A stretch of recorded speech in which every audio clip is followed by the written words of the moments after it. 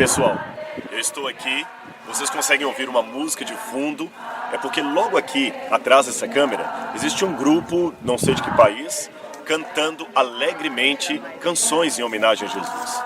Esse é um lugar muito especial. Eu estou perto do Mar da Galileia. Nós estamos aqui na Galileia. Só para você ter uma noção do lugar onde nós estamos, lá na frente, vou pedir para que a câmera mostre, tem um vale, hein? Aquele vale que vocês veem é o caminho de Nazaré. É o caminho muito antigo. Jesus certamente passou por aquele caminho. E nesse mesmo vale que eu mostrei de Nazaré, quando se aproxima aqui do Mar da Galileia, do Lago da Galileia, existem as ruínas de Magdala. Isto, a cidade onde viveu a famosa Maria de Magdalena.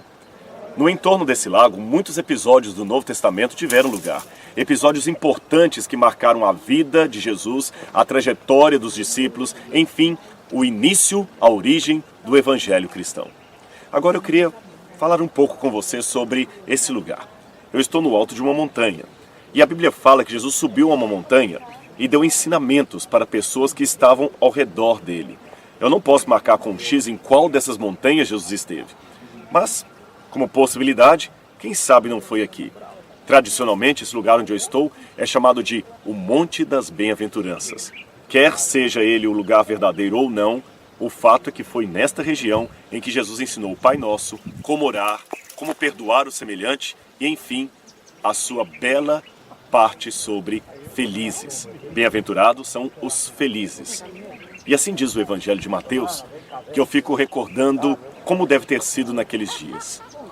Vendo Jesus as multidões, subiu ao monte, na encosta do Mar da Galileia.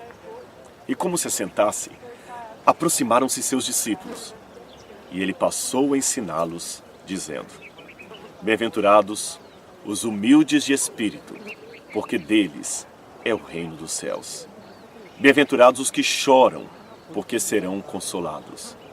Bem-aventurados os mansos, porque herdarão a terra. Bem-aventurados os que têm fome e sede de justiça, porque serão fartos. Bem-aventurados os misericordiosos, porque eles alcançarão a misericórdia. Bem-aventurados os puros de coração, porque eles verão a Deus. Bem-aventurados os pacificadores, porque serão chamados filhos de Deus. E bem-aventurados sois vós, toda vez que vos perseguirem e vos injuriarem, e mentindo disserem todo mal contra vós.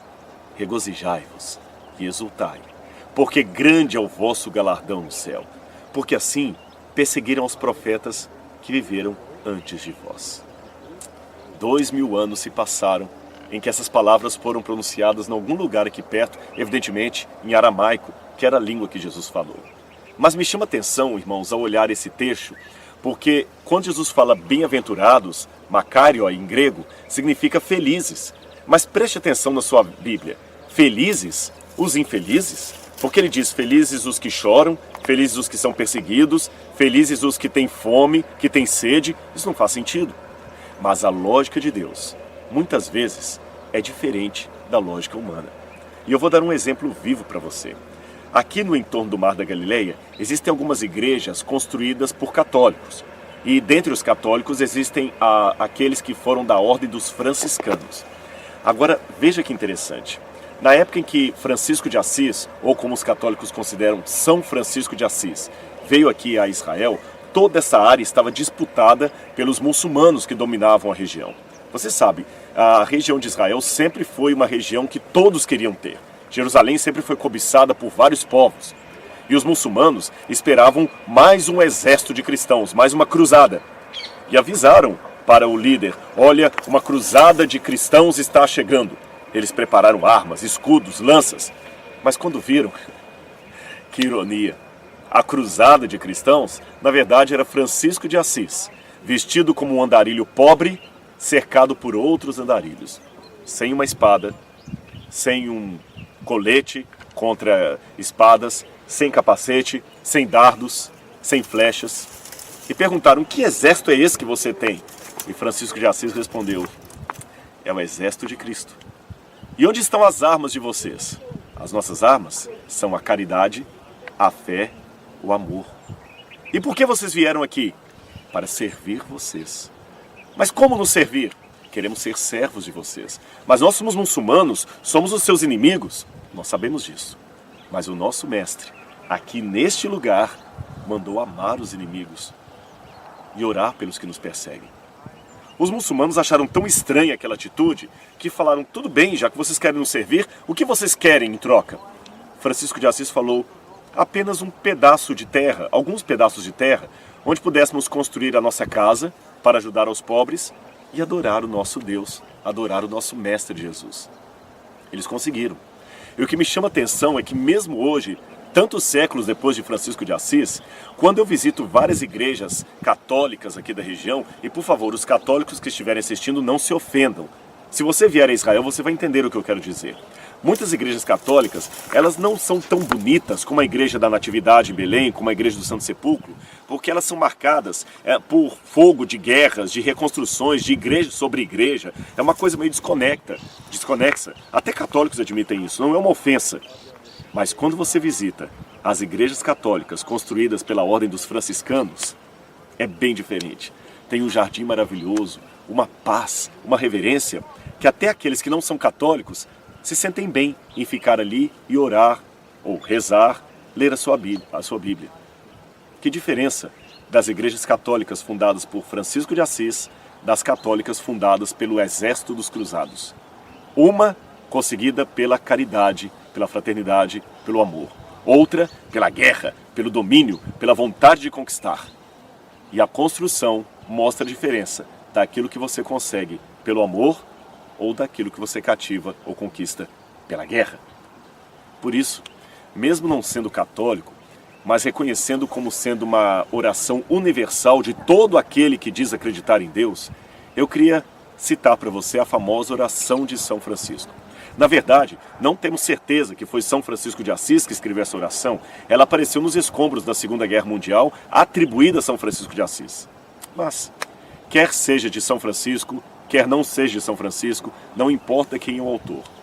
Esta oração é tão bela que merece ser compartilhada, melhor, merece ser vivida. Ela diz mais ou menos assim: Senhor, fazei-me um instrumento de vossa paz. Onde houver ódio, que eu leve o amor. Onde houver ofensa, que eu leve o perdão. Onde houver discórdia, que eu leve a união. Onde houver dúvidas, que eu leve a fé. Onde houver erros, que eu leve a verdade. Onde houver desespero, que eu leve a esperança. Onde houver tristeza, que eu leve a alegria. Onde houver trevas, que eu leve a luz. Ó Mestre, fazei-me um instrumento de vossa paz.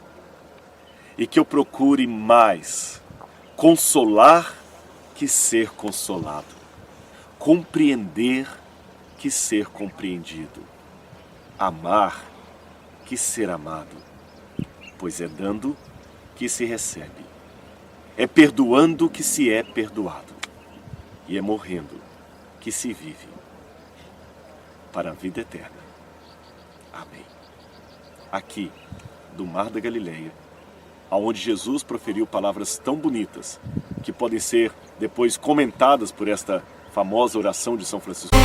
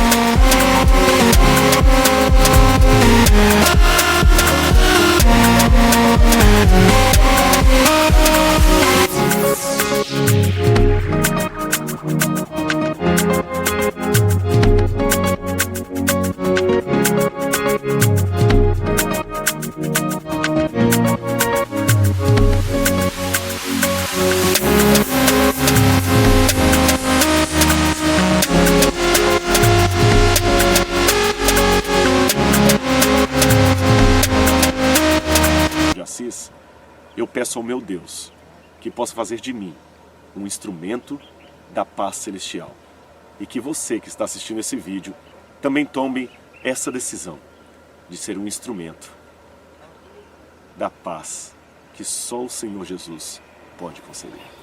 Um abraço.